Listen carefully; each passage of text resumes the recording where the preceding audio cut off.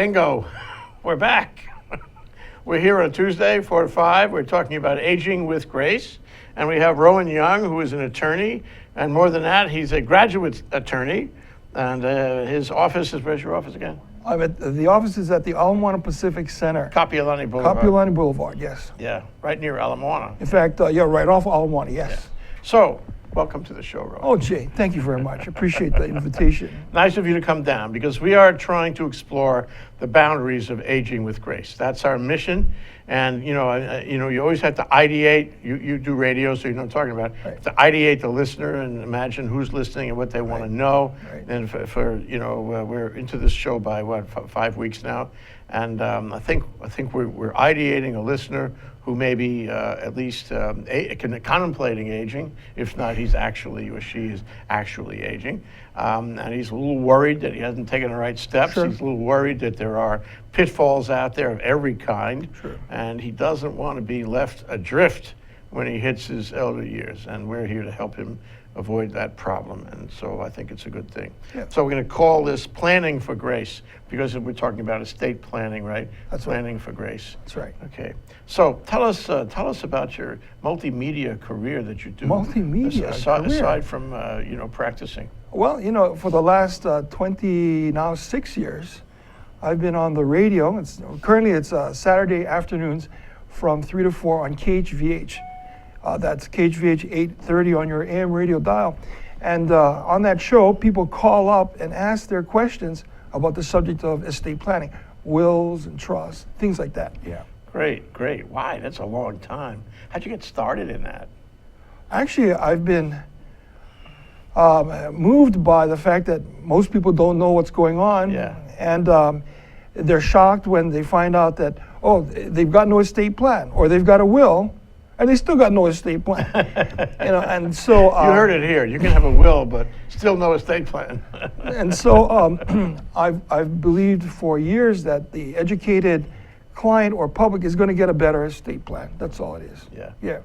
Okay, and University of Florida, which I know is a very good estate planning school, and you've been practicing a long time already. I just tipped 35 years. 35 years. Yeah. You don't look as old as me, but it's okay. I feel, no. Yeah, okay. It's a subjective thing. All right. And you've helped hundreds, thousands of people. That's right. We're just tipping 10,000 right now. 10,000? Yeah. But who's counting? Not me. Why are you into estate planning? Well, again, we look around, and if you think back to probably... It's for the community. Well, it's for the You community, want to help people. absolutely. And in the particular area, certainly the community at large, but in that particular area, what is typically the biggest purchase a family might make? House. It's a house, right. And so what happens to the house when they die? Nobody knows. Well, there's different ways to handle that. Well, some ways cost more than others. And of course, at a death, typically money is tight. Yeah. And passing to the next generation, money is tight there too. Yeah. Well, we've been covering all these issues about, health and various rules and regulations you got to comply with. And, as we go down the pike, there's going to be a million things Right. that we're going to try to cover to sort of show people what they need to do and think about and how they can achieve grace. And one thing is clear, you can achieve at least some degree of grace and less worrying if you have your legal thing handled somehow. Yeah, kind of a peace of mind, right? That's Peace what of mind, That's peace what of mind. I'm shooting for. Yeah. So here I am. I have other issues. I may have money issues, but at least I'm not going to be set adrift, or my estate isn't going to be set adrift when I die. And I suppose you could argue, Rowen, hey, I don't care, I'm dead. That's an interesting argument, because typically people have family that they leave behind that maybe they care about, their spouse, or they might have adult children, they might care about them. And in fact, even the person who has no family, they work a lifetime to build up what they have, and it's just going to go to the state. Yeah. So it doesn't have to be that It's way. about doing the right thing for your That's family. correct. That's correct. And Yeah. continuing doing the right thing, yeah. Yeah. So they're not left adrift, because at that point it's them. So it's a matter of keeping your life in order and also your death in order. Well, and also just keeping your eyes open, because there's a lot of estate planning just happening around us where people are making mistakes. Oh, maybe I don't want that to happen to me, or so forth and so on. Yeah. So, in the old days, estate plan would be, I know it's changed, so I'm sort of asking you for the change, would be, let's write a simple will. That's correct. Let's have a revocable living trust agreement, That's correct. so we don't have probate. Let's make some general power of attorney. Right. Maybe some special power of attorney in case, you're worried about a particular institution or asset. Real property would be a good, and then, of course, all these medical directives Right. that that's, again, a question of keeping your house in order. House being the operative word, like Dr. House, you mean. Sure. So that's the customary way that I used to see it. Sure. But what about you? I mean, where are we now in the continuum? How has the practice changed, if at all, from that? Well, actually, I'm not sure that the practice has ever changed. And let me just show you how I think it's unfolded.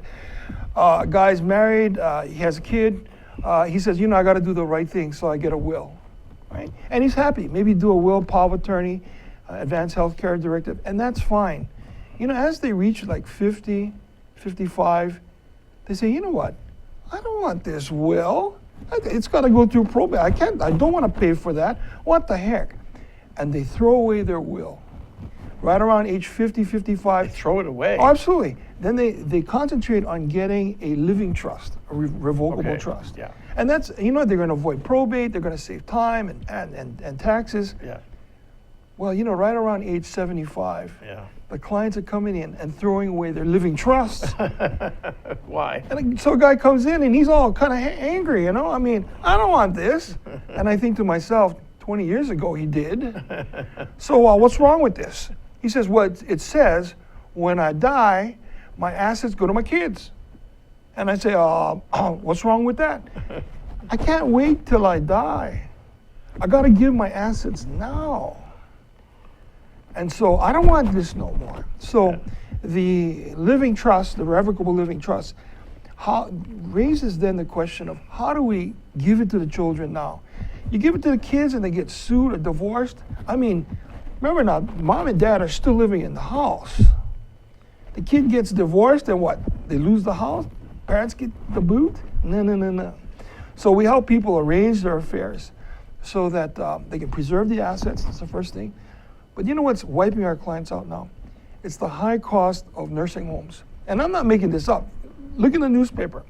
Minimum $8,500, but with incidentals between $10,000 and $12,000 a month. How many people can afford that? The rich guys. Let me do $12,000 per annum. That's almost $150,000. Absolutely, per annum. And that's per person. So if you got husband and wife, that's huge Talking money. about eating $300,000 per year. And how And much it's is the not house? deductible or anything. How much is the house worth? How long will the house last? Yeah. How much is then going to go down to the kids? Yeah. It's a disaster. Yes, absolutely. And so our clients are coming in, they say, you know what, we got to take this to the next step. And so we do a lot of Medicaid planning, helping people arrange their affairs so they can live in their house, have the house secure, and still eventually Well, step qualify me for through Medicaid. that. Sure. So now it's a irrevocable living trust. We're using irrevocable trust, yes. And so how does that work? Well, you could give the house, say they got 3 kids.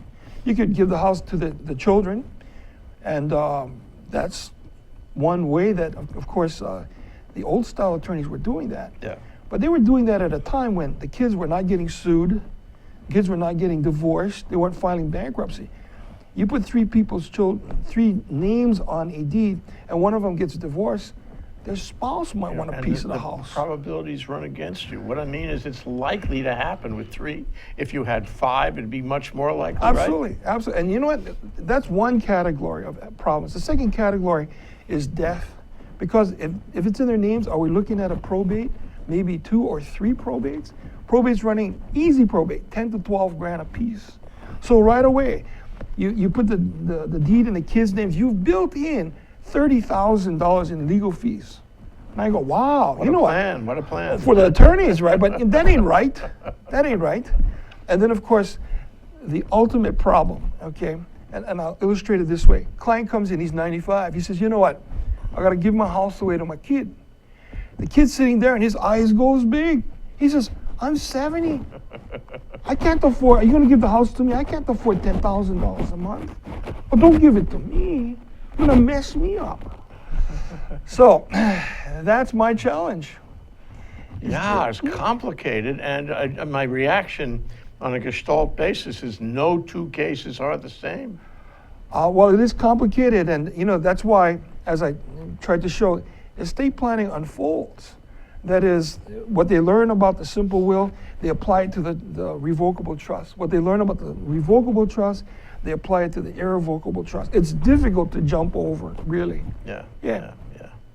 So, I mean, it's a real problem, because if they get into, a bad situation where the owners of the house are coming apart. Whew, and it happens. And it happens. And then, of course, there's always the possibility that the old folks, they don't really want to give the house to the kids. That's correct. And maybe they don't get along, It's Absolutely. entirely possible. Or they get along now, they don't get along in 2 years, right? Happens. Yeah. You know what's funny?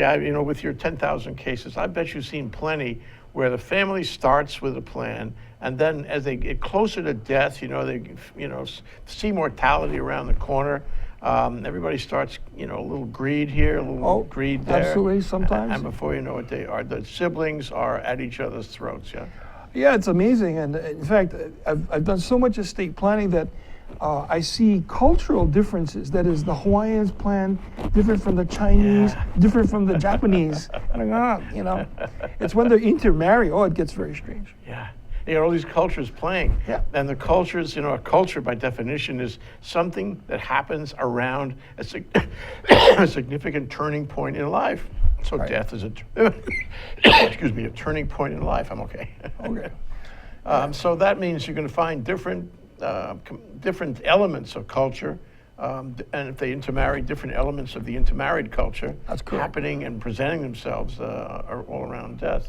So how do you deal with that? You have to be a Oh. mastermind. You have to be a psychologist, huh? It is even more difficult than that when you add not only the differences in cultures, but the differences in generations. The younger people have a different view of life than the older people. More now than before, too. Absolutely. Things move faster these days. Absolutely, yeah. So this is all a challenge. Is the number of cases that you can handle now more or less than the number of cases you could handle, say, 10 years ago? Well, 10 years ago, I was, a little thinner. I had less white hair. More strong. Yeah, I was, so but then that's why, I've got my number one and back up and coming up, So, Yeah. Well, I think it's admirable that we have attorneys like you in the community who will address these problems. And who treat it as community service aside Absolutely. from just business. Yeah. And I think a lot of people out there, they are not prepared for aging in any way, much That's less correct. legal. And this is one of the more complicated aspects. A lot of things you can do out of your own judgment, or you can inform yourself. But when it comes to a complicated legal plan for your estate, all the rules and the regulations and the federal and the state and the taxes, it's not so easy for the average person to know about that. Well, let me add also, it's not just the average person, but I made a list of the people who cannot get estate plans. And the top of the list are estate planning attorneys. And this shouldn't shock you, but we've had some very prominent estate planning attorneys die and their assets go through probate. Oh, that's embarrassing. Or die and they got no will, no trust, no nothing. That's so I mean, embarrassing. these are specialists in the area and they got nothing. So, What kind of thought process leads to that? well, doesn't apply to me. Yeah. This applies to everybody else. I'm immortal. Well, that's for everybody else. It's for everybody else. That's right. I love it. Unbelievable. I'm sure it's true. And it goes for the old adage about the attorney who has himself for a client. Oh, and that's has the exactly fool it. for a client. Absolutely right. Okay, that's Rowen Young. He's an estate planning attorney on Kapiolani Boulevard, and what's the address again? 1585. 1585, right near Ala Moana yes. Center. We're talking about aging with grace. We're talking about planning for grace. We'll be right back. Hi, I'm Donna Blanchard. I'm the host of Center Stage here on Think Tech Hawaii. Center Stage airs every Wednesday at 2 o'clock, and of course you can check out our archives on YouTube or on Think Tech Hawaii anytime you like. Why should you do that? Because this is an arts show that I believe is making a difference in lives. We talk with artists of various ilk. We talk with painters and writers, playwrights, novelists, poets, sculptors, dancers, you name it, directors, actors, of course. And we don't only talk about what people do, but we talk about how they do it. And my favorite part of the conversation, we talk about why they do it. And it's really common on this show to hear people say, wow, I didn't think about it that way. And it's very common to hear people afterwards who have seen the show say the same thing. And I hear all the time that people are inspired by the conversations that we have. So why don't you join us and be inspired too? That's Center Stage on Wednesdays at 2 o'clock. We'll see you center stage. You know, all the good stuff Okay, happens. we're back. We're live. We're here with Rowen Young. Wow, that's him. Say hi. Hi. I knew he'd say that. Estate planning attorney. So the story I want to tell you is about a guy that I know who graduated law school about the same time I did. And he went into his family's business. And his business, it was a public company, and it failed. Okay, and then he decided he had to do something for the community. So what he did is he began representing multi-generational families who had close control of large companies, because he found that each time it passed from a generation to a generation, there was likely to be a big argument. Okay, and on his staff, in his office, was a psychiatrist. Okay. And they would, and they developed a practice that was global. I mean, big companies, but closely held. And he really helped people a lot in trying to figure out how you pass it down to the next generation. The old story, for example, I have 3 kids. Okay, my first kid, he's not really a CEO type of kid. It's maybe my 3rd kid or my 2nd kid. And so how do you do that without engendering a fight among them, which is a fight that's a legacy point. If you create an estate plan that is calculated, that leaves a fight for the family, that's what your legacy is. You're creating a fight for the family, and really got to think about that, and not set it up for failure. I'm sure you've seen a few of those. Oh, yeah, actually, we see a lot of that in Hawaii. You take the typical family of, say, 3 children, they're dividing one house. Yeah, same. And you make it more difficult. One of the children is living there. That's complicated. Make it more difficult. One of the children is living on the mainland. They got their own house and a mortgage, and a kid in college. They got bills. So one is pushing for sale. The other one can't afford to sell and buy someplace else. I mean, it's tough. So let's focus on that for a minute. How do you deal with that? What kind of advice do you give? What kind of response do you want? What kind of consensus do you want to build among husband, wife, 3 children, and their wives, and maybe some of their children if their children are adult? What do you do? Well, I suggest to them, of course, at the early stage you can negotiate, of course. But the reality is, if it ever goes to court, the court's going to say sell. Right. And if they But sell, they have an absolute right to sell, right? Any co-tenant can call for partition. That's correct. Bingo, it gets sold. And so, you might have somebody who's really hard-headed, but maybe they'll get a better price in negotiating versus going to court. Yeah. And so, hey, it ends up the same place. How about negotiating a sale among the siblings right now as part of the plan? I mean, do it right now. I know you got to have documents that will protect the old people living there and all that. Right.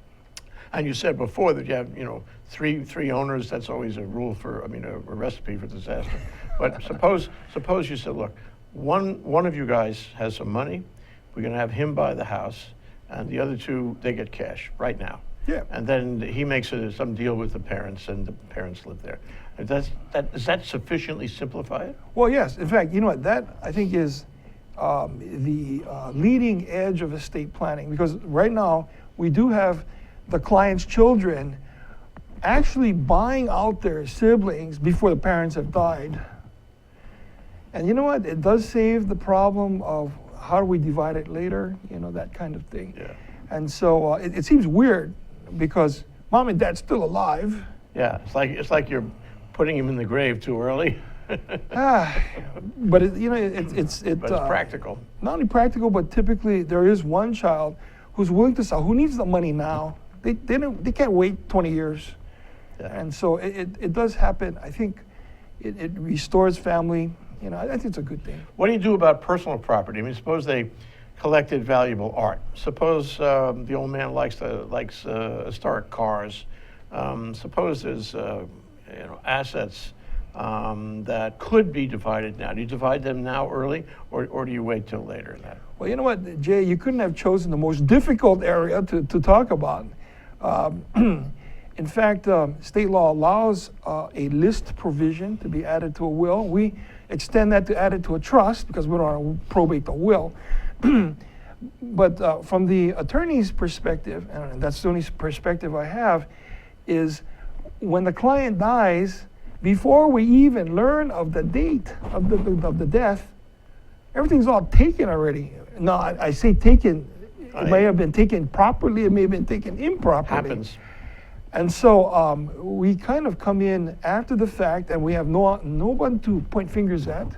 I did have one client who died, and a daughter came to me and said, my sister's wearing the bracelet that my mom said I was supposed to get. It was in the will. I give my Hawaiian bracelet to child A, and my sister, child B, is wearing it. What do I do?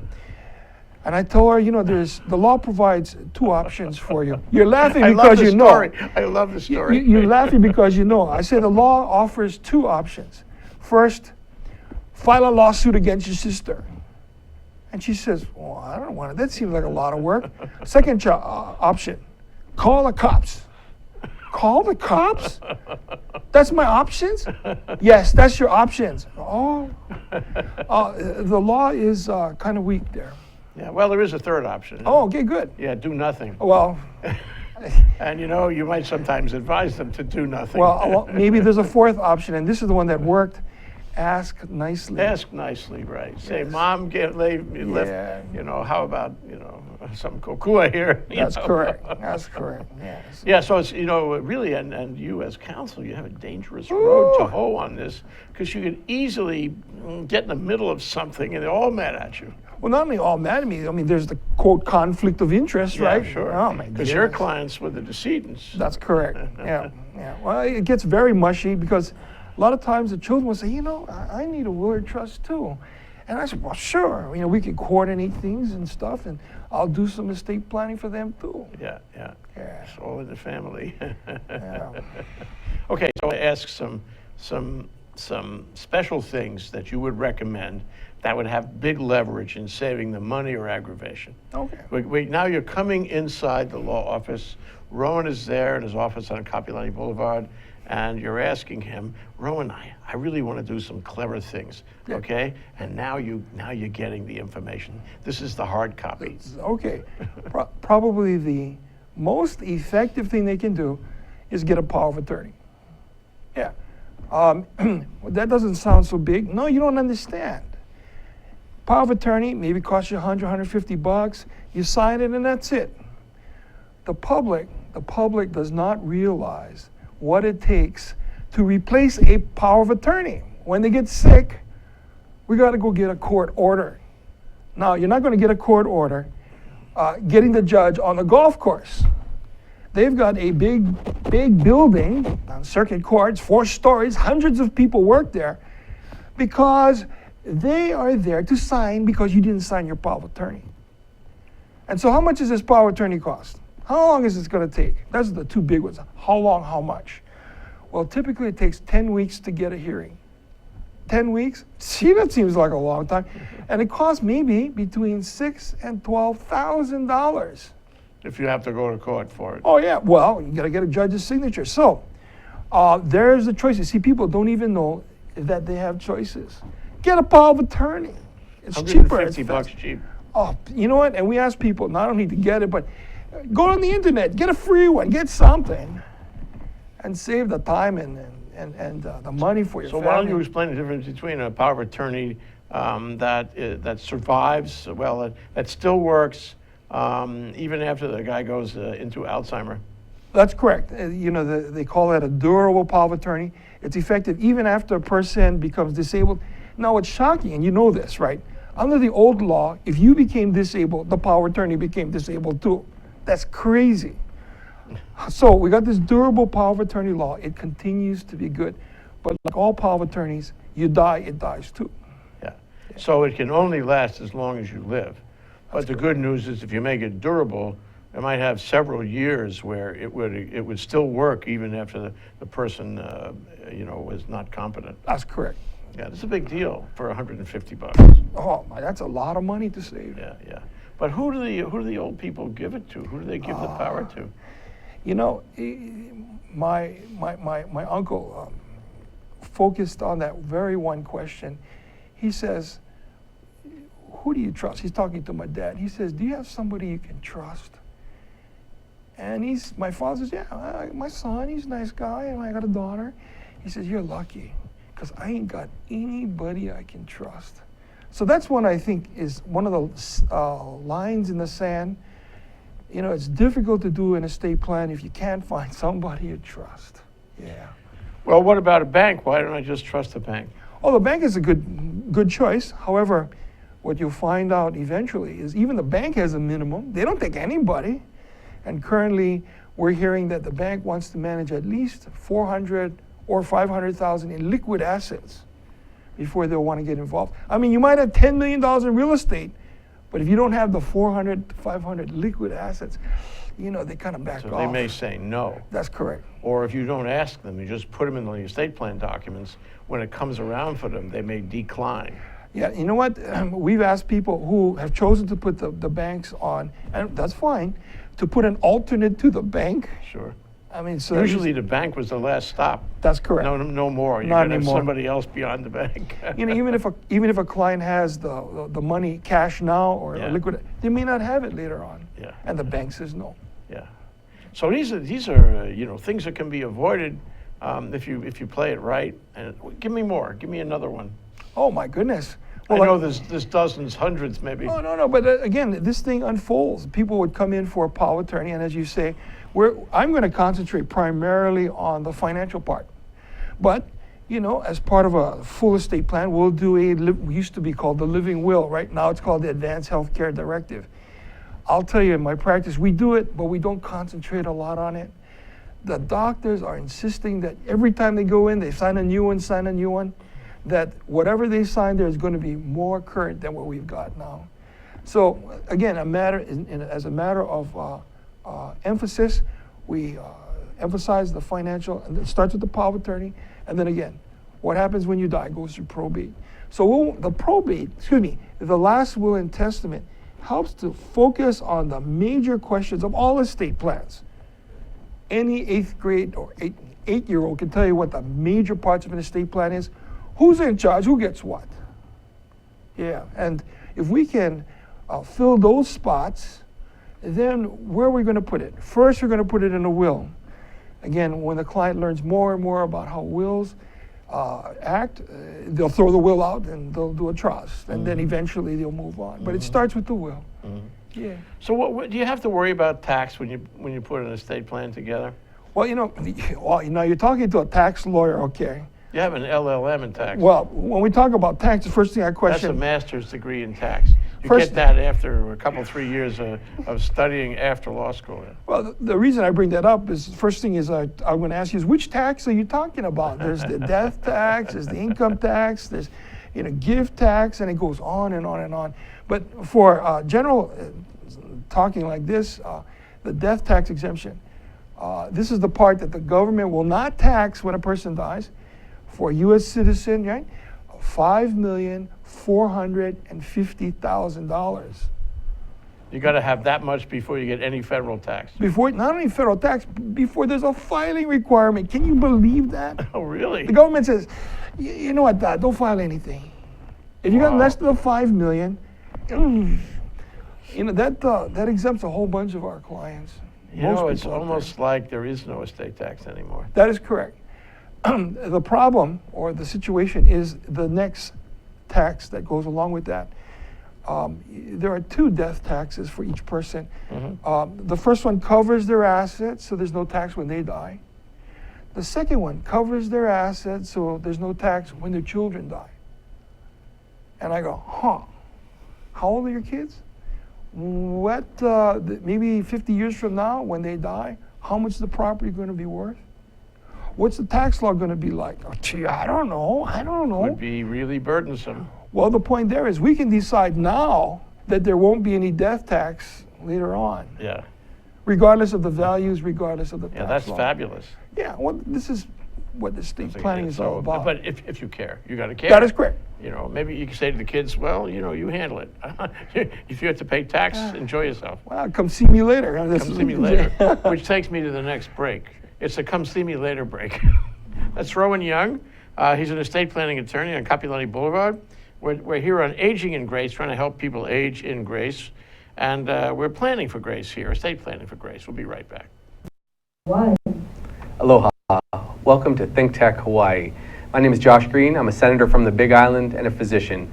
I host a show weekly called Healthcare in Hawaii, where we talk about the most important issues in healthcare for our state, whether it's the dengue fever outbreak, the state of our public hospitals, how to find physicians and nurses for our patients, or really just the best things to do for our family's health. That's what you'll find on this show. I'll bring experts to your attention, and we'll have a free-flowing dialogue. Thanks for joining us. Aloha, my name is Reg Baker, and I'm the host of Business in Hawaii with Reg Baker. Business in Hawaii is a program that is positive stories about business in Hawaii. We're tired of hearing the negativity and why it's the wrong place to have a business. We talk about the positive reasons for having a business in Hawaii and how to be successful. We broadcast live every Thursday at 2 o'clock. We look forward to seeing you. Aloha. Okay, we're back. We're live with Rowen Young. He's an estate planning attorney. We're talking about aging with grace and planning for grace. And you know, you missed the discussion at the break because we had an interesting discussion at the break, and that is we're talking about the community and how this affects people, and we're talking about the whole community now, and we're trying to make it easy for seniors in Hawaii. And we want to make Hawaii a good, easy place for seniors to be. And we want to encourage there to be estate planning lawyers, In the old days, estate planning lawyers, may I say, made more money because they were dealing with sophisticated tax issues, even with estates much smaller than $5 million. Yeah. Those are complicated issues, cost plenty. Now it's more like, as you said during the break, it's about people. Right.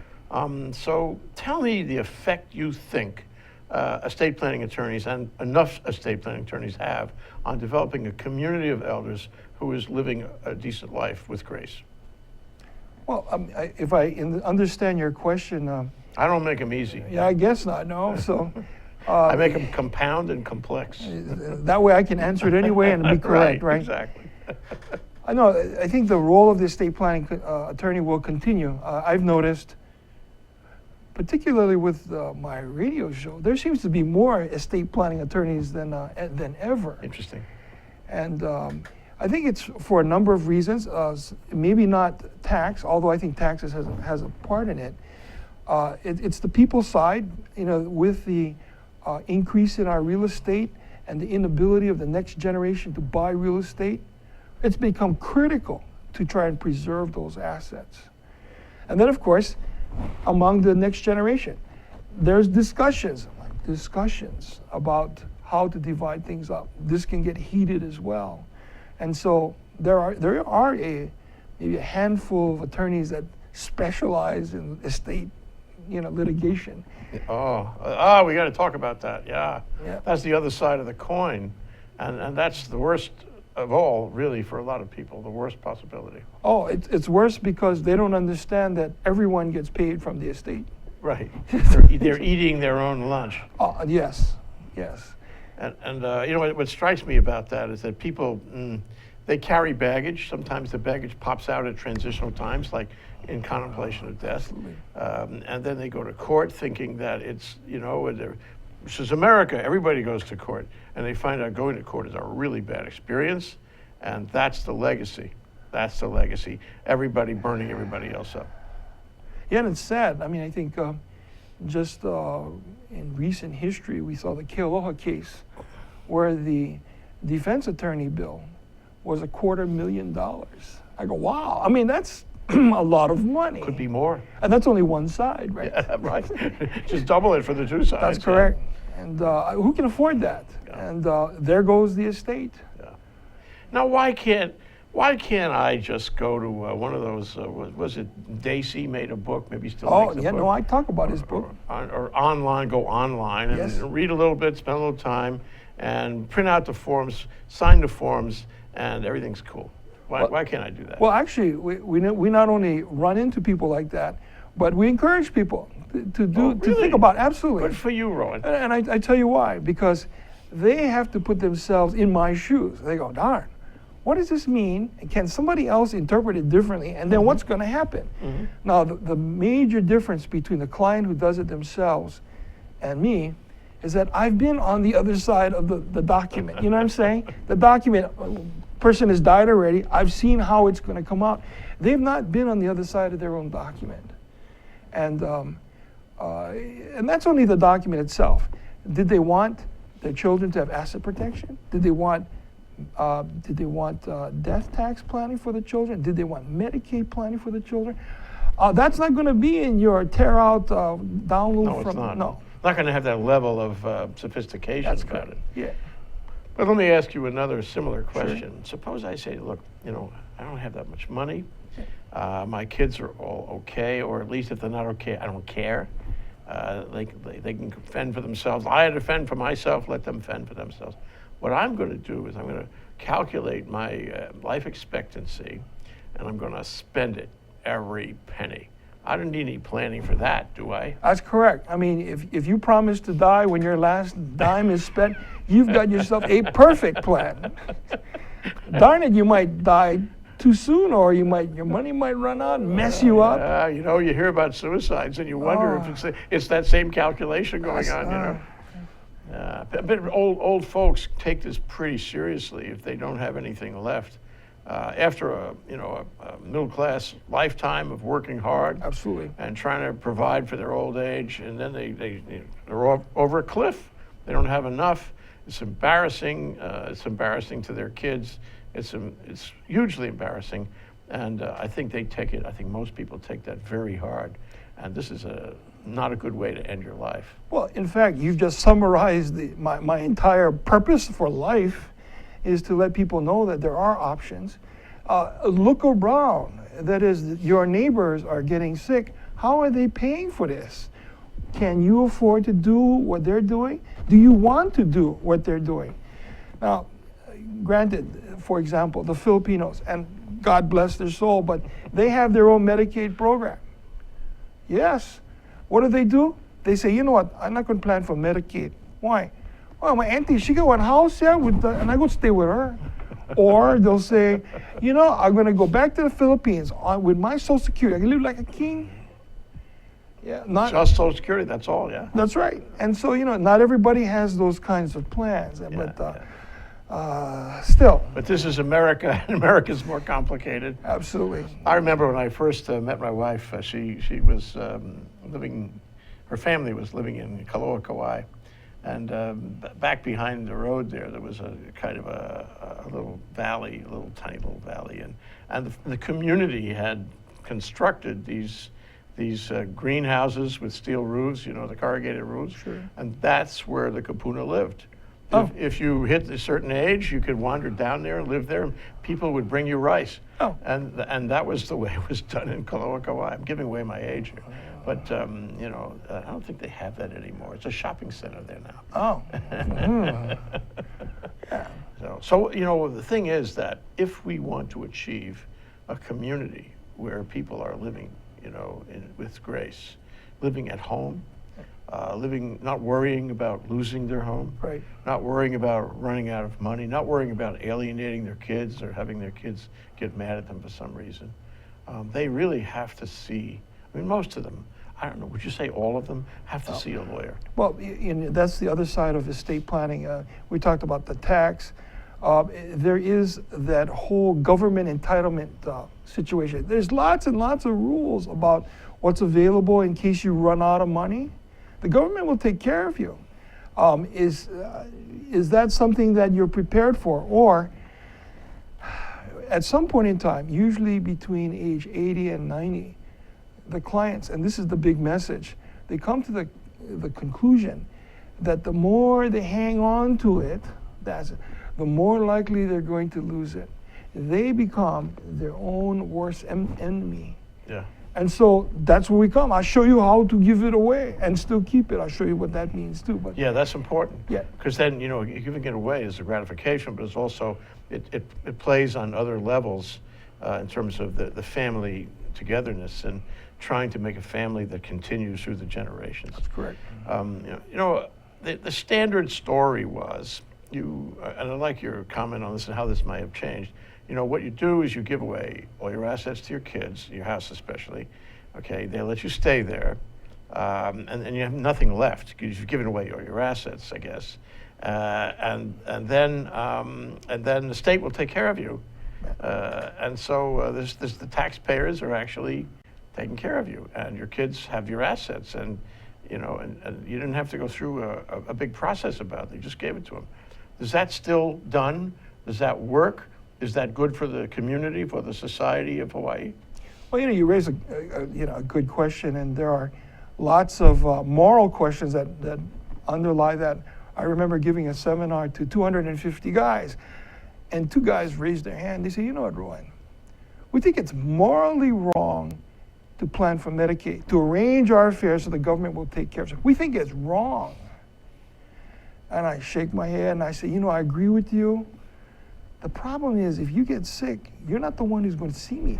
It's your kids going to come see me. And they're going to, you know what I'm saying? Right. They might object, and it's the kids saying, how are we going to arrange our affairs so that, we can take care of Dad properly? Yeah. And so, again, is it good? I don't know. From my perspective, and I can speak only from my perspective, my goal is to try to preserve the assets. That's it. Now, the moral questions is between them and God or whatever. And I'll tell you that there is a moral problem among maybe 20% of the Japanese. They think it's morally wrong. Toss of face. Yeah. Well, it's shame. Shame, Yeah. yeah. And this is the shame of accepting welfare when you have your own assets. Yeah. And so, I know exactly what it means. It's treated as a kind of a point of dishonesty somehow. yeah, it's called haji. Yeah. Haji. Yeah. Okay. So, of course, when we talk about this subject with our clients, I bring it up, and the other 80% say, "Well, I have no haji, I have no problem." But what's surprising about that is where you would expect it among the older clients, we've got clients as young as their 20s who are thinking, that's wrong. I go, how do you at age 27 know about haji? I don't know. So we got all kinds of approaches, and we just deal with them, One other thing, and I keep sort of coming back to this when I take a look at elders versus homeless, because you can interesting. be both. You can be elder and you can be homeless. And if you don't play it right and you run out of money, Medicare may help you, but maybe not. Maybe you just don't have any money.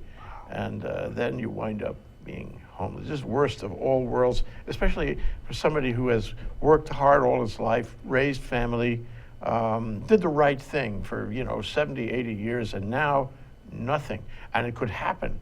Yeah. It probably has happened. There are Yes. probably people there in Kaka'ako right now who fit in that profile.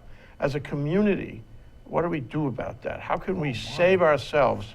Now, that's not haji, that's Yeah. just plain guilt Right. to have them out there in Kaka'ako. Well, we sit here in the nice studio, and we ask our clients to look ahead, open your eyes, recognize that you've got to see that there are threats to your assets. So, for example, kind of a new area of coming up. Asset protection for our elders. Asset protection. What are you talking about? It seems like once a month I'm hearing about some car that's in front of a big glass window go bam right through because they stepped on the wrong pedal. And Happens. people get killed from that stuff. Yeah. What happens to the family wealth then? Yeah, right. And let's hope they have sufficient insurance. So, again, But often not. You can have a death case and the insurance goes, it's not enough. and then they start looking around to whatever else you got. Yeah. And that's embarrassing, but I'm thinking that years ago, maybe the attorneys were satisfied with the insurance. I don't know if they're satisfied anymore. If you got I mean, the plaintiff's attorney. the plaintiff attorneys, that's correct. Yeah. So, you know, we've got that aspect to also plan for. Yeah, that's the same thing, really, about running out. Running out for one reason or another, who knows what. And then, of course, you give it to the kid, and the kid gets divorced. You talked about it. I mean, Yeah. the odds are not so good. Yeah. And it may not be any fault of the child either. It's just a matter of circumstances, and they're now going to push for the sale of your house. It's my house. No, well, you kind of gave it away. So last question. Sure. It strikes me that as we go through our lives, all of us go through our lives, whatever plan we settled on is subject to change. And review, yes. And review. And right, review. The operative word, review, of course. So, you know, life happens. Changes happen. Changes in family, changes in economic circumstances, changes in the marketplace. So, what do you do for review? Because sometimes you have to look at this. You have to force yourself to look at it again. 20 years after a plan was established is a long time, and maybe, you know, you should have changed it 10 years ago. Right. Well, you know, we got a standard saying in our office. We ask our clients to come every 5 to 7 years, come back to review. And like clockwork, yeah, they come back every 12 to 14 years. And they say, well, You're keeping records, aren't you? I'm sorry it took you so long. Oh, no, actually, you're right on time. And really, we talk about some of the assumptions of life that's changed, right? Yeah. They still wanted to go equally to the kids kind of thing, but Yeah. you But know, maybe there's one kid they don't like anymore, you know. or maybe they helped more than the others. That happens Sure, a sure, lot, it happens, you know. yeah. Gee, so maybe we adjust it there, or again, we're seeing very disturbing things happening in estate planning. So, for example, I mentioned to you the client who's 95 who's doing Medicaid planning. Well, it happens. I have a client who's in a nursing home with his son, same nursing home. We have 2 generations in the same nursing Really? home. How do you plan to give your house to a kid if they're in the same nursing home as you? Wow. That's just amazing. And I when that happened, I thought, oh, I wonder if this is just the tip of the iceberg. Yeah. You mean for the future? For the future, that's right. Yeah, yeah. And and I guess, you know, some of our older clients, they're in pretty good condition. It's their kids are coming in, hobbling along. That's so interesting. Absolutely. Can you imagine waking up in the morning and sort of shuffling down the hall and say, hi, son. Hi, Dad. Oh, Same nursing home. that's bad. And who's going to pay for it? Who's got the money Right, for it? Right. Yeah.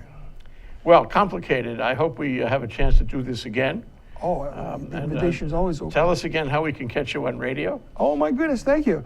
Let's see, my radio show is on Saturday afternoon from 3 to 4 on KHVH. That's 3 to 4 KHVH. That is 8:30 on your AM radio dial. What fun. Rowen Young, a great guy, a Oh, guy my concerned goodness. about his clients and the community, an estate planning attorney, helping people age with grace. Thank you so much, Rowen. Thank you, Jay. Appreciate the invitation. Aloha. Thank you very much.